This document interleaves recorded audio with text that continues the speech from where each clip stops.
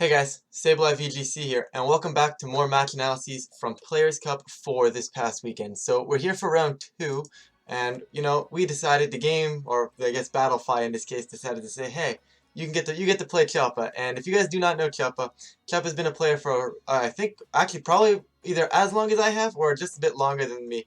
So they've been around, they know what they're doing, and they are a very good player in my opinion. So pulling Chuppa round 2, not what you want to see, but at some point I had to pull a good player. So we're going to pull Chuppa, and we're in for a good battle. I was not going to lie, I did not like this matchup. This is something myself and Fiona and Bat prepped immensely for. It's still not one of those ones that I was never really comfortable with it.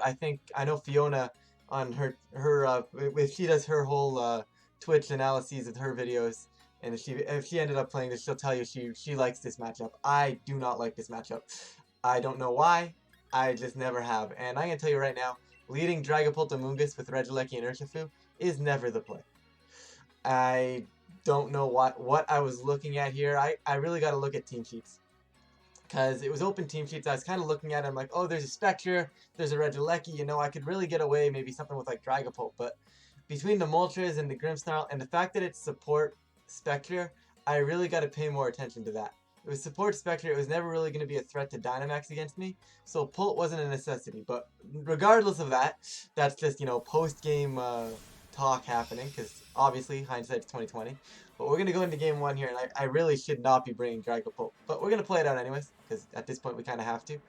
And it's Players Cup, so this is what you do. Even if you lead bad, you can't just forfeit turn 1. I know I messed up. I'm at this point, as soon as this lead came out, I'm like, yeah, this game's over. But obviously I'm not going to click the forfeit button. Right? I have no reason to click the forfeit button here. I could always try and pull something out. Maybe something a little different. Maybe I can pull something off. Who knows?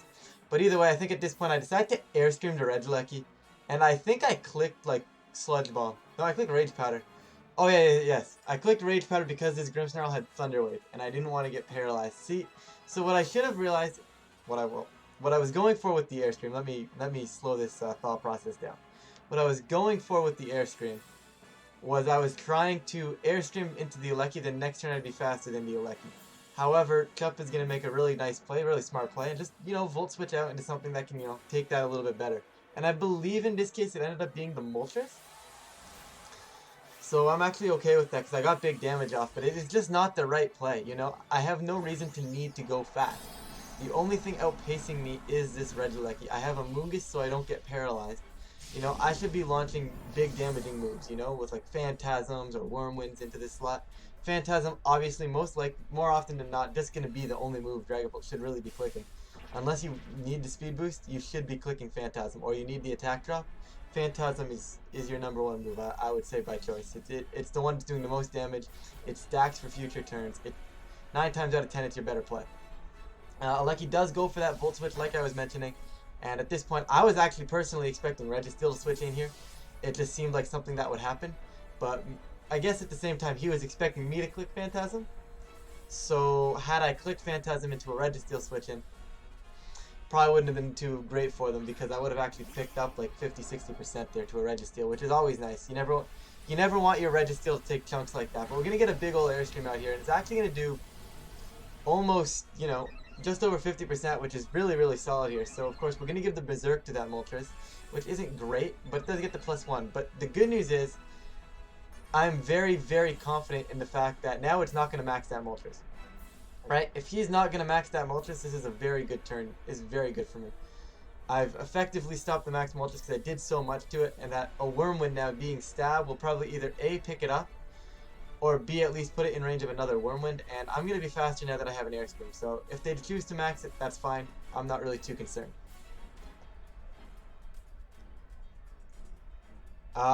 This was actually a really long thought out game, guys. I believe this set actually does drag out, but that's just because of the nature of the fact that both of us were actually thinking had to go all in on our thought processes here. Like this matchup is not easy for either end. I don't think either of us really enjoy this matchup.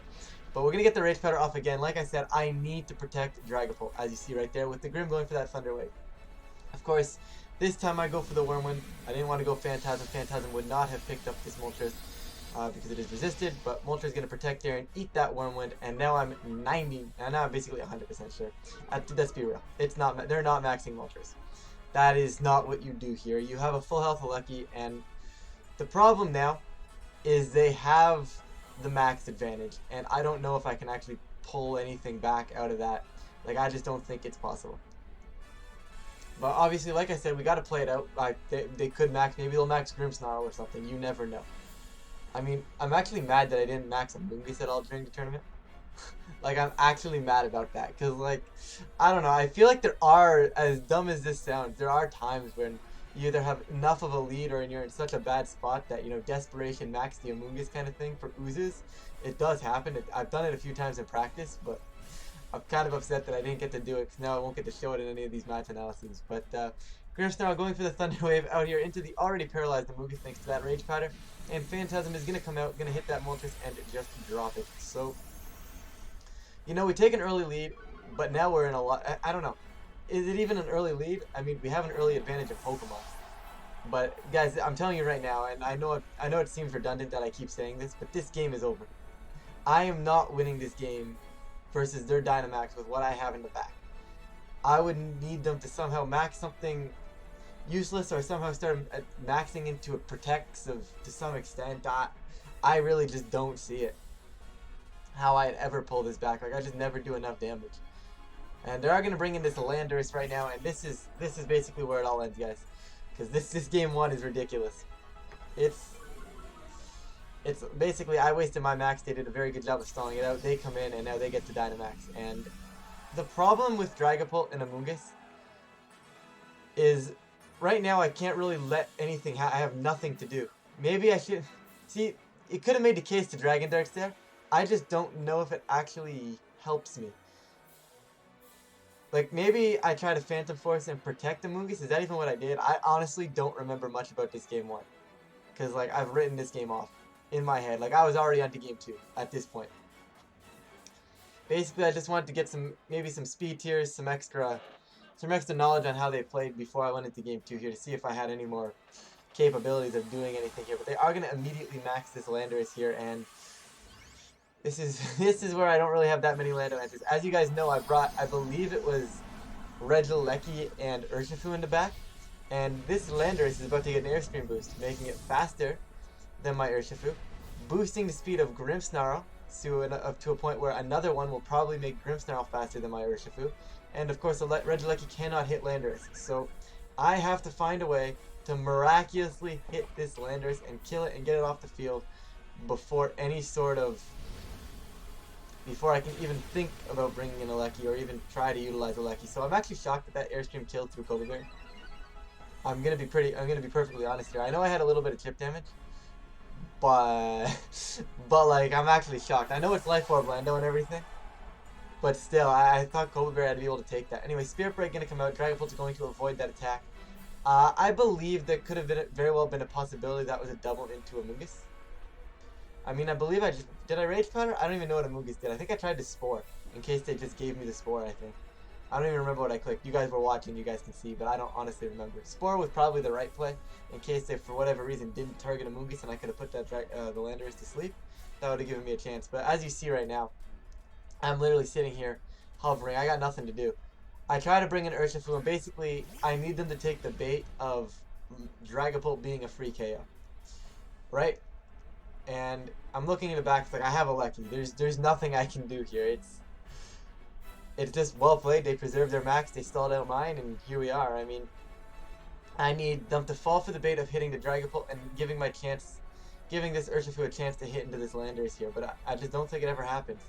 So I do go for the Surging, I believe, straight into the Lando. If I don't know what I'm doing. Because I definitely need to. I did protect. Okay. So, I guess in this moment I was going for the, I honestly don't remember. But I'm assuming I was expecting them to hit into the Urshifu and just double the Ursh, right? That would, to me, would make sense, right? The Urshifu is the one that's going to do the damage here. But we are going to see this max Airstream does connect into the Urshifu there. The thing is, this doesn't help. Like, if you want to, like, everybody's like, oh, you got to think 2-3 turns ahead, right? Even this isn't even thinking 1 turn ahead. Yeah, I keep my Urshifu on the field. But the problem is, even if the Spirit Break does go into Urshifu's Protect, which it did, so I mean, attacking with Urshifu would have been useless. So the only thing this really gained for me is a max advantage. That's all it did. That's the only thing. I'm also interesting to note that this Landorus is only +2 speed right now, and I believe it actually outpaces my Dragapult, if I'm correct here, which means it's not the slowest of Landos here. Grimmsnarl is going to reflect, which is kind of odd. I feel like at this point you just Airstream, Dragapult, and Spirit Break, and you just get the knockouts. But the Airstream is going to come out, is going to connect into the Regieleki. Regieleki thankfully taking this, but we've already gone over the problem here, is that I can't touch this Landorus now. I need to somehow put it in Aqua Jet range and keep a Lecky alive long enough to actually become a threat. And that just doesn't happen. Like, it just doesn't happen. There's nothing else to say. It's just I don't want to say it's impossible to do, but with a mon that they still have in the back that I believe is their own Regieleki, even if I miraculously get to a spot where anything's going to happen and I can potentially get this Lando off the field, Regieleki come in and is also Focus Sash, so that Regieleki is going to eat whatever my Regieleki goes for. You've got to assume the Regieleki being Focus Sash means it's max speed, meaning if it's max speed, it's going to outpace my Regieleki. So literally, I'm at this point, it's one of those things where it's like, I've got nothing, and I know there's nothing I can do. Gonna Protect, give it a shot. The light screen does come out from that Grimmsnarl, just setting up screens for the end game, which is the correct play. Lander's gonna go Rock Slide, which, fair, not wanting to hit their own Grimmsnarl. I was gonna say it's questionable, but definitely 100% makes sense if they didn't want to hit their own Grim. And I wonder if I let Aleki go down there, or if I was gonna call or if I would have been able to potentially call Rock Slide, and been able to get Urshifu into Aqua Jet this Lando. Both of which could have been cases that probably potentially would have helped me out with this game. But at this point, it just don't matter. We're going to see, I believe it's an Earthquake that he ends up going for. He knows he doesn't need Grimmsnarl. Grimmsnarl is going to live the EQ anyways. You know, I take the L in this game 1. Like I said, though, it's just giving me more time to see how they play. And, you know, make an adjustment, see what I want to do for game 2. At this point, I kind of already figured it out.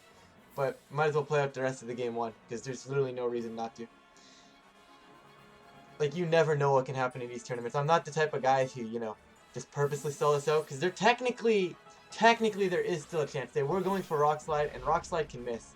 They do, I believe they make the correct adaptation and go for the EQ here. And like I said, they make that correct adaptation. EQ comes out, leaving Urshifu on 5 HP. And the problem now is that Spirit Break comes out, kills Urshifu, and as I mentioned in the past, Regieleki cannot kill Landorus. The only chance I have is a Protect from my Aleki.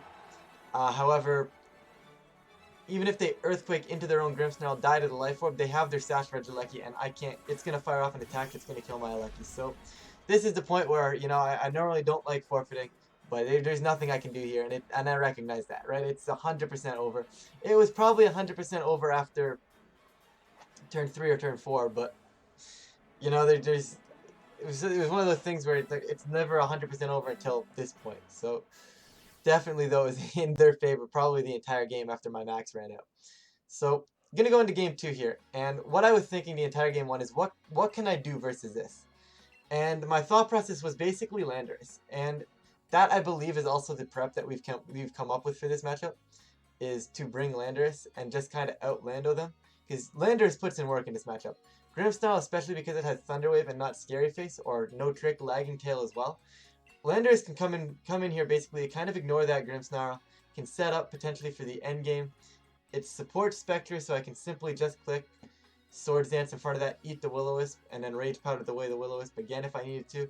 Right, I get to Rage Powder 1 turn, they'll probably taunt that turn. The next turn they go for the Will-O-Wisp, it goes into the Lum, I take that, that's not a big deal. So I can deal with that as well. The Regieleki can't touch me. The Moltres, if I can get some Quake Boost up, also really doesn't do a whole lot.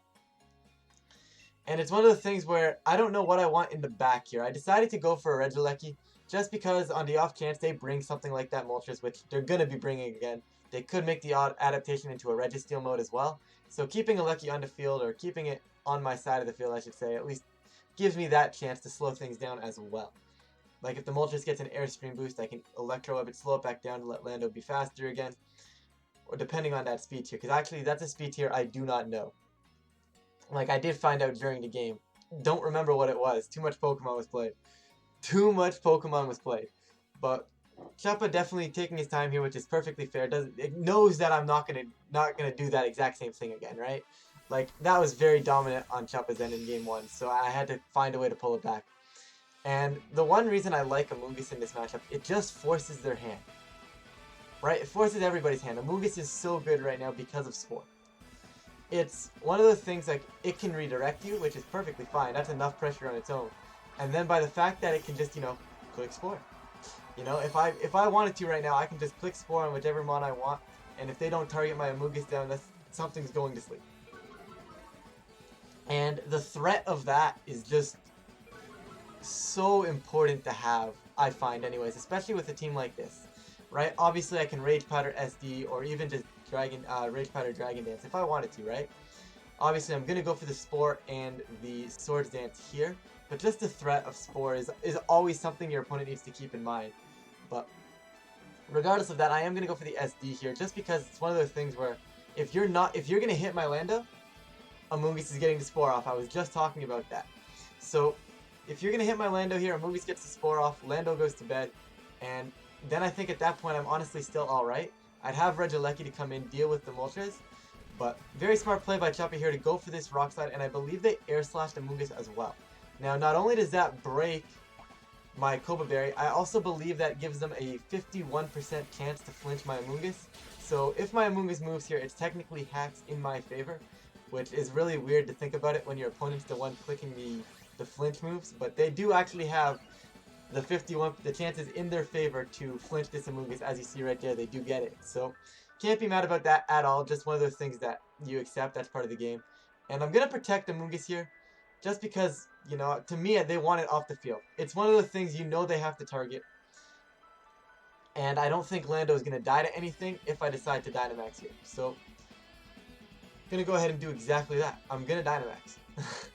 And I'm going to start putting pressure on. Just start dropping Airstreams. Keeping Amoonguss alive allows me to Rage Power the following turn, potentially put Spore the following turn. There's a lot of things Amoonguss can do. That flinch is unfortunate, but as I mentioned in the past, that's exactly what's going to happen. But Lander's going to switch on out here. They actually did adapt and bring that Registeel this time, so very happy I didn't bring Incineroar or, the Dragapult, because neither of them really break this Registeel once it gets set up. And Lander is here going to go large.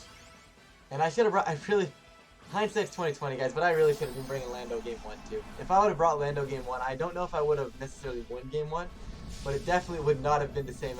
It probably definitely would not have, ended the same or played out the same way. So I think I would have had a little bit of a better chance there. But we live and we learn, right? So I'm gonna get the Dynamax option from Chuppa's end here, and very smart Moltres Max, just trying to keep themselves faster. But we do see my Lando Max first, so if that any indication of a speed tier, it means that I am either faster than this Moltres, or at the worst case scenario, it is a speed tie between the Moltres.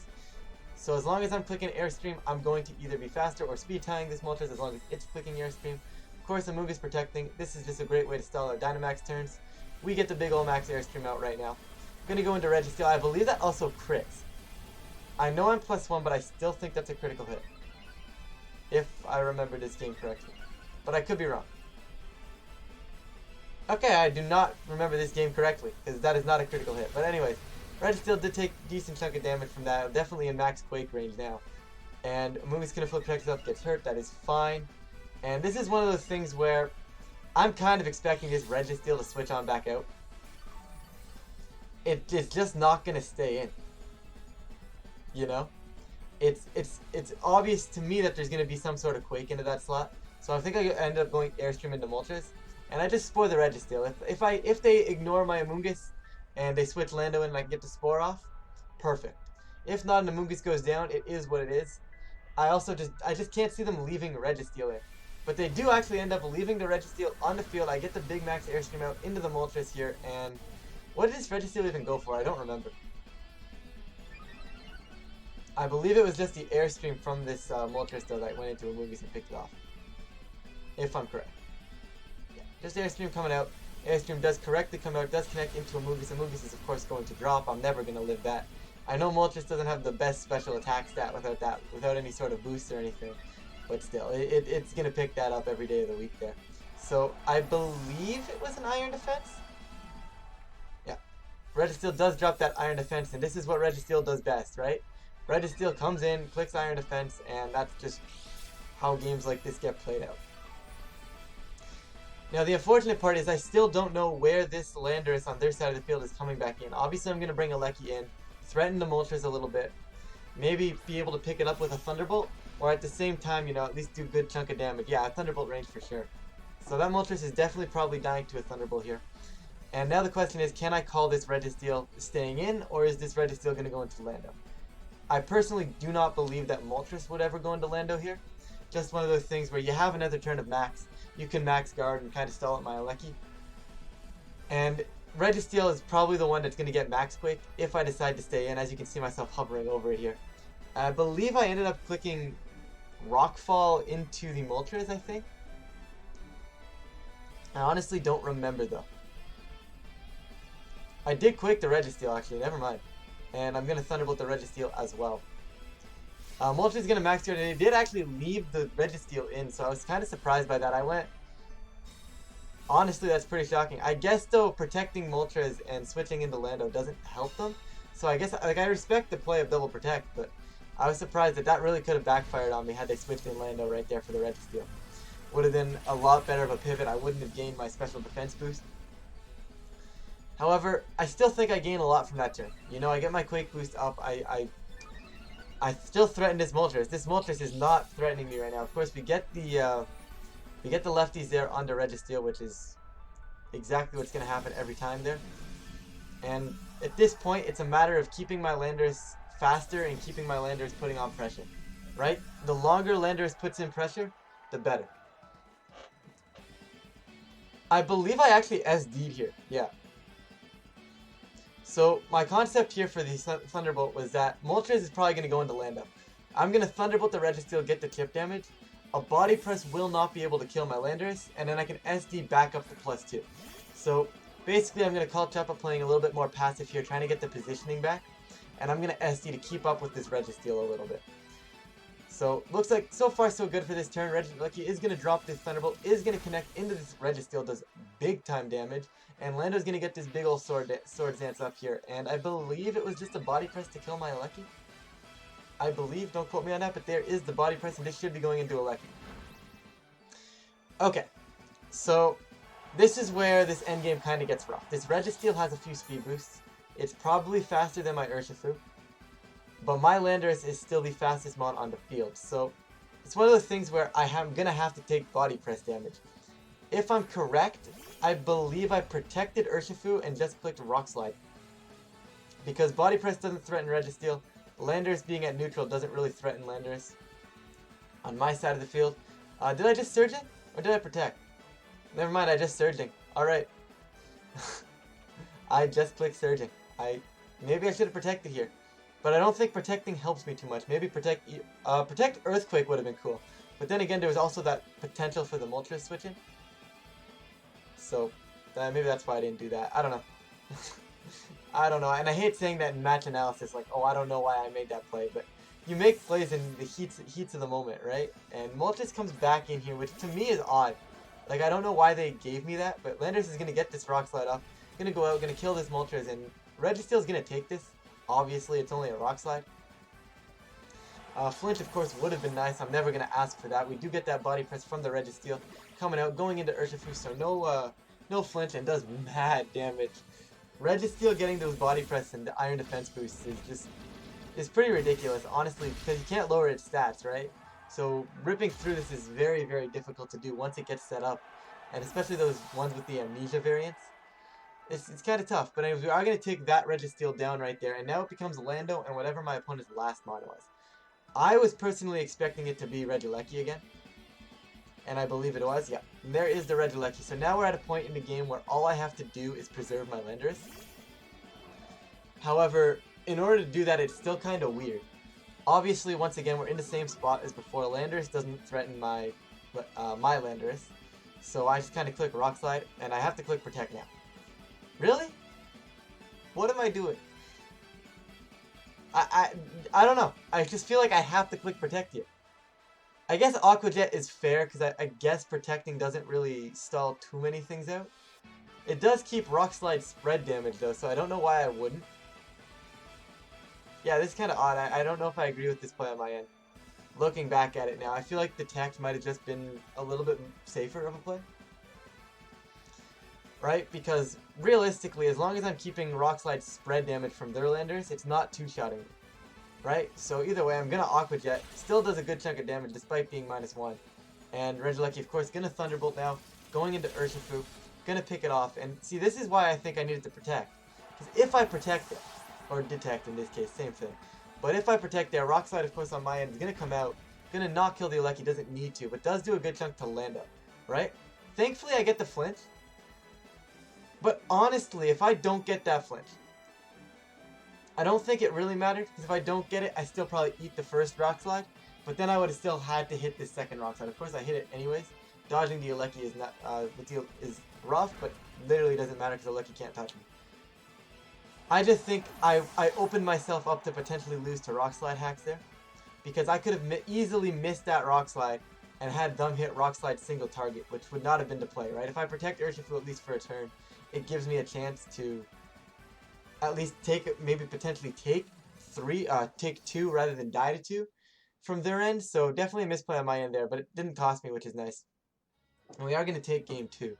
So here's where game 3 is interesting, right? It's one of the things where I'm obviously going to stick with the Lando game mode. I personally know this, and I think it's very obvious that to Chuppa here as well that Lando is going to be the game mode, right? Honestly, it's going to be who plays their Lando better. You saw it in game 1, they played Lando way better. I didn't even bring Lando, so that's my fault. But obviously, you saw it in game 1 with who plays Lando better. And we're going to try to do it again. Who can play Lando better? So we're game 3, round 2, players got 4. This is, you know what, I don't think you really get better Pokemon than this, you know? This to me is a good set. Yeah, there's a little bit of hacks in that game too. Definitely worked out in my favor. But I don't think anything was completely game-changing. And if I'm wrong, I'm wrong. And that means I just don't know my calcs. But I really don't think there's anything crazy game-changing there. So,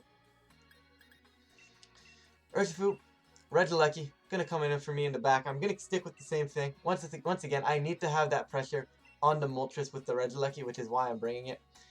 I figured at this point, 40 seconds in, they figured there's a chance that, you know, I'm not just going to go with the exact same thing.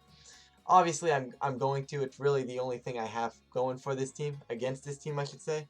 It's not the easiest of matchups. And it's one of the things, how does Chuppa decide to say, hey, you know what, let's bounce back into this and let's get this W, right? Because I'd imagine they want to go with something that's going to at least put a little bit more pressure on Adamunga's Lando, right? And, you know, to me, that's what I expect. Just more pressure on Amoonguss and Lando. And let's see what they bring in. I believe they actually ended up going with, like, Spectre stuffs, as my green screen decides to glitch out. It's probably been doing that a lot. But they do go Spectre Grim, and this is where I was kind of not looking at the team sheet, and I was like, oh no, it's going to be offensive Spectre. I'm kind of forced right now to kind of max, and I think that, you know, kind of put me on the back burner a little bit. Right? And I literally just got into the heat of the moment, didn't look at the team sheet to fact check. And I was like, okay, I'll just spore the Spectre if they decide to max it. And I believe I clicked max myself. And I think I clicked Airstream. Or did I switch? There's no way I switched. I don't have a switcher. That's the problem with this, is that I don't have a switcher, right? And I do decide to max Airstream. I hit the Grim, or did I hit the Spec? I hit the Spec. I better hit the Spec. This is bothering me watching this back. Wow, I don't know. I feel like I had to hit the Spectre there. But then again, I'm sporing the Spectre. So the reason I say this is a huge mistake is because I wasn't paying attention. One, I assumed it was offensive Spectre. Okay, sure, that's an honest mistake. The second part is the fact that this Spectre is actually safety goggles, which I didn't notice at all. I just kind of brushed right over my head, or whatever you want to call it, reading the team sheet. So it's a little unfortunate there. But either way, the problem now, though, is we're -1. We do get the Airstream up, though, which is very, very nice, into the Lando. So, probably not the safest Airstream I've ever gone for. but do get an airstream off here into this Lando on switching, which is very nice because, like I said, it's gonna be who plays their Lando better. And this Lando taking huge damage from my Landers turn 1 is phenomenal. Spectre, of course, going to go for that taunt. So I do not, thankfully, from Chuppa's end, it doesn't look like I'm a complete moron, but I am a complete moron. So if Chuppa's watching this, he's be like, this man's a moron. But you know what? I just didn't check the team sheet enough. So either way, thankfully, I don't look like a complete fool because that Spore could have easily been going into the Landers slot. They don't know where that Spore was going. Either way, now I have to hit the Spectre. The Lando came in a little odd, and I think I double Spectre. The Sludge Bomb Airstream, I think, is what I went for, just to try and get big damage into that slot. The problem, though, is this is shaping up a lot like Game 1, where they're just kind of stalling out my max turns. You know? And this is not what I want to see at all. As I do get this big old max Airstream out, gonna connect here into the Spectre. Gonna still do good damage. I know I'm -1. It's just the problem is, think about it. Imagine if I wasn't -1, or had I saved my max, or, you know, had I done something different the last turn. So still surprised that they didn't try to go for like the Wisp into a Wisp to burn this Landorus, but I guess they figured they had the Intimidates. But we're gonna get the Sludge Bomb here. Kinda wishing I would have Sludge Bombed into Grim. Of course I did not do that, and I think I actually doubled Grim. I figured support Spectre wasn't much of a threat, and I think I actually quaked the Grimmsnarl just to keep Amoonguss alive a little longer. I think I backed out here. I should have backed out and took Quake, right? What? I don't know what I keep checking. I have no switching. You know? I just have no switchings there. So either way, I'm gonna Quake. I'm 99% sure I click Quake here, but I'll wait to make sure that's what I clicked before I analyze. Yeah. Okay, so basically my thought process here was the fact that I can click Quake, and once I get the Quake boost, the Spectre hasn't procced my Lumberry. I'm faster the following turn anyway, so if it does try to burn me this turn, I can go for the Rock Slide next turn to take it out. But safely, just going to get the big Quake off here. Not going to do a whole lot at -1, but still does respectable damage actually. That's 50%. And thanks to the light screen, I believe they live the Sludge Bomb from Amoonguss. But what's ridiculous to me is people don't expect Sludge Bomb Amoonguss to do damage. Like, I was playing someone in practice and it was like, my Sludge Bomb did like 50% to a Tapu Fini. And they're like, are you quiet? Like, how much special attack investment do you have? The answer is none, by the way. It's just Sludge Bomb from a stab Sludge Bomb is nothing to laugh at when it's super effective. But of course, that Grimmsnarl is going to be able to take that there, and I'm expecting to be taunted again, so I'm just going to protect. Grim really doesn't threaten me at all, so now I get the chance to SD. And this is where I think I may have, I don't want to say started throwing the game away or I don't think I even got greedy. Because Swords Dance I think is 100% the right play. Right? They have to worry about Amoonguss. Back to what I was talking about going into game 2. They have to look at Amoonguss and say, hold up, I'm going to get my entire team spored if I don't take care of that right now. So, Landers is faster, right? So, Landers can get the SD up this turn, and in the following turn click Rock Slide, and Amoonguss doesn't get taunted. And that keeps Amoonguss on the field, and that is huge. I do think I misplayed this endgame a little bit coming up, but either way, Grim's going to get that Reflect up. I don't care, I'm getting my SD off. We're going to see the Spectre. Okay, sorry, I lied. I said Lando was faster, so Lando's going to SD right here. It's going to dance with the swords, you know, and Spectre is, like I said, going to taunt that Amoonguss. They have to go into Amoonguss. They cannot let my Amoonguss sit there and do damage. So basically here I Spore. On the off chance they say, hey, I'm going to switch out. I don't think they're going to switch out. But on the off chance they do, I could have definitely gotten away with that. I wonder if, you know, looking back, I wonder if I could have maybe brought in Regieleki here. Because it was just going to be a taunt into Amoonguss, right? So, maybe that was the better play. Expect the taunt here. They're actually going to Thunder Wave, so could you imagine had I switched in something like Regieleki here? I think that honestly might have won me the game. Right? Because rather than taking 2 knockouts here, I would have SD'd again. And I don't know how they ever come back from that. I got the speed on the Lando. Getting to like +2, +3 attack would have been ridiculous. And then I would still have a Lecky for slowing them down and big damage. Amoonguss, of course, is paralyzed and cannot move, but that's a perfectly fine turn for me to get paralyzed on. So, this is where things get interesting. And now they're down to their last 2 months. Of course, they have their late game Dynamax still. So, I don't know. It's one of the things where I feel like I should have been able to win this endgame from this point. So, of course, Landorus Moltres is still threatening, and it's the question of what do they want to max, right? I personally thought, you know, they'd max Moltres here, and that's exactly what I was expecting. I'm going to try and spoil that Moltres if I decide to get it off. And I believe I just... What did I click? Because I wonder if I should have just clicked Rock Slide. I think I clicked Fly into Moltres. No, I definitely just clicked Rock Slide, right? What did I click? Oh, I SD'd again. Yo, I am greedy. No, I think that's right, though, because being at neutral attack and them having a reflect up doesn't help me. So, I don't know. I see what I'm going for with the SD here, and I think it might actually be the right play. Especially when we see the Landorus Dynamax, which is kind of odd. I don't know how I feel about that. Like, it's just one of those things where I didn't expect it to max, but I guess it makes a lot of sense because, like, you know, it's still a good mod here. I'm not really threatening to kill it. The Lando maxing doesn't have to rely on Rock Slide misses. We are going to see the Airstream go into that Cobra Berry right there. And I still wonder. There's still a lot of things that I wonder about here. Anyways, Airstream going out into a Amoonguss, which is unfortunate, but it is what it is. And of course, there's the Life Orb. So the problem now is they're going to be able to Airstream to a point where they are actually end up faster than my Lando. And you saw the end game in Game 2. And the end game in Game 2 is basically I had the faster Lando. So, you know, I was able to win.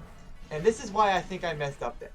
I think had I just dropped the Rock Slide and then brought in Urshifu and Aqua Jetted, it would have been enough to take out that Lando. Unfortunately, I didn't do that. However, I still think I have I'm still in a decent spot, right? Regieleki still outpaces this Landorus. And once again, I think I targeted wrong here. I still think Rock Slide is the better play. And I'll tell you why in a second. Because right now it's basically one of those things is Moltres going to protect? Right? And I believe Moltres is going to protect. That's just something I believe. You know, I also expect their Landorus to be faster than mine. Based on the, like I said in Game 1, where the Lando was actually outpacing my Dragapult still. When it was at +2 and my Dragapult was at +1. That's just something I kind of had in the back of my head here, right? So I do go for that Thunderbolt. And I thought this, at the time, I was like, yeah, this is a cool play, right? So I fly and I Thunderbolt. If Moltres protects from the Thunderbolt, well then I'm in the air and I can come back down flying into this Moltres afterwards. However, it wasn't really worth it. They do decide to Airstream there into this Regieleki, which is a very smart play. Very good play if you ask me. But I think protecting a Lecky doesn't help me there. Like, at all. But once again, Rock Sliding does. I don't know why I haven't clicked Rock Slide yet. Lando would still have been faster than Moltres this turn to potentially get a flinch. It would have chipped Landorus into... You know, would have chipped Landorus. The other thing I could have done was fly the Landorus. Right? We know Aleki's going to outpace the +2 Moltres. But the thing is, it doesn't help there either. Because that Lando was obviously going to outpace my Lando. But the thing is, if I fly, and the fly comes down and hits the Lando right now, I win the game. Right? Because the fly would have taken out this Lando at +2. Lando would have gone down, Urshifu, then I'd have Urshifu Lando, because this Moltres clicks Nasty Plot. Nasty Plot goes up. If I hit the Lando here, I honestly think I win. I really do think I win if I hit the Lando. But anyways, we're going to fly here, and fly's going to go into Moltres and not do as much as I thought. Honestly, I thought that was going to do a little bit more. I'm used to Landorus doing a whole lot more when I'm at +2. Of course, the Reflect being up, so that definitely does help it quite a bit. And this is where this game gets interesting in the endgame. Their Lando goes down, and I'm gonna kind of need a lot. You know, I don't expect this Aqua Jet to ever kill this Landorus on their side of the field, but we do see the +3/+3, and that's terrifying. But it's one of the things where had I flew the Landorus, this would be a 2v1 versus the Moltres right now. And I'd have a Focus Sash. Of course, Moltres would be at full health, but the Focus Sash is what's key, right? I'd be able to Surging Strikes, you know, and probably get through. So I believe I decided to say, you know what, Aqua Jet into Lando and hope it kills is the best bet. And I do, looks like I locked that in. I go for a Rock Slide. Now I finally clicking Rock Slide, by the way. But anyways, Urshifu gonna go for the Aqua Jet, does go into the Landorus and actually takes it out. So I do get a nice little critical hit there, and I would have definitely needed that bit of luck to win the game. Because I'm very confident that that doesn't take out if I don't get that crit because of the reflect, right? But either way, my Landers is actually going to survive that Fire Breath, and I am going to flinch. Can't complain at all because chances are that Aqua Jet wasn't going to kill without the crit, and I would have had to eat a Rock Slide and Lando would have died anyways. No complaints on that flinch whatsoever. You know, I think that was just the way the end game had to play out. So this is one of those ones where I kind of have to stall out reflect and then go for a crit. So the flinch is a bit unfortunate. Like, I got lucky in the game, and then he got lucky right back, which is fair because that's the way the game should play out, and that's perfectly fine. It just sucks that, you know, every time when I get, it just feels that when I get lucky, my opponent gets lucky right back. Did you guys see that round one? If you guys missed round one, and we want to talk about luck, go watch my round one. Anyways, besides the point. Besides the point. It's at the point now where right now I'm going to need a crit to kill through reflect. I believe there's one more turn. Right? I need to crit through protect. So basically I figured a crit is, I believe, about 5%, just below 5% chance to happen. And a double protect is 30. So I said to myself, okay, I'm going to go for the double protect right now. It's a little bit more higher odd to happen. And of course I do get it, thankfully, which is nice. Can't complain about that. Love to see it. Very fortunate on my end. And now that the reflect is gone, can Aqua Jet kill this Moltres without the crit? Or do I still need the crit? So I go for the Aqua Jet. Aqua Jet goes into Moltres. Moltres, of course, going to tank that. And this Fire Wrath, no reason for them to risk the Air Slash, and that Fire Wrath is going to pick up. But I definitely do believe I did mess up that endgame. Surging Strikes going into Moltres, I believe, would have done more than a Fly. Like, I feel like Fly Aqua Jet does less than Surging Strikes Aqua Jet, and I believe because of that we would have had to win. Although then again I wouldn't have been able to. Actually, I probably still would have. I don't know. Would I have been able to still stall out the things out? I'm actually not too certain. Like, I don't know if I was able to stall reflect out there, but I think I would have had Sash. Landorus would have been dead, so I would have had a Surging Strikes, and then they would have had the Fiery Wrath, and they would have had 2 Fiery Wraths into the target there. It would have been really close. Tough to say. Tough to say. It's just one of those things where I think, I don't know, maybe I fly the Landorus and kill the Lando. I don't know. I definitely think I misplayed that in-game somehow. And I really do think if I fly the Lando, I'm in a lot better of a spot because then I get Surging Strikes. Like a full health Urshifu in front of a Moltres, I think is in my favor more times than it's not. Outside of the fact that, you know, Fiery Wrath can flinch, right? The thing is they have to Fiery Wrath at that point because I would have still had Lando, right? So it was only a 10% chance for an Urshifu to flinch rather than a 30 from an Air Slash. So basically it's, does Urshifu flinch, yes or no? And if not, how much does Surging Strikes do? Does Surging Strikes put it in range of that Aqua Jet? That's basically all there is to that. And that, there's nothing else to say. It's if that kills, it kills. If not, it doesn't. But either way, great game to Chuppa there. I don't mind losing to Chuppa. If I'm going to have to lose to somebody, you know, Chuppa is a perfectly acceptable loss. You know, it sucks that I was right in there, and it was a really close game. Obviously, a little bit of luck in my favor made that very close in the end, and it really shouldn't have been. But I do think with a few corrections in my endgame there that I definitely could have taken that. But regardless of that, we're 1-1 now in Players' Cup. So kind of, I don't want to say back against the wall because it's definitely not yet. We can still kind of afford. There will still be more 7-2s that make it than 7-2s that miss out. But with that, guys, we're gonna get out of here. I will be back tomorrow with more Players' Cup action. But thank you guys so much for watching this one. And if you guys do enjoy this content, please feel free to leave a like and subscribe so you don't miss out on more. Thank you guys for watching. I'll see you guys in the next video.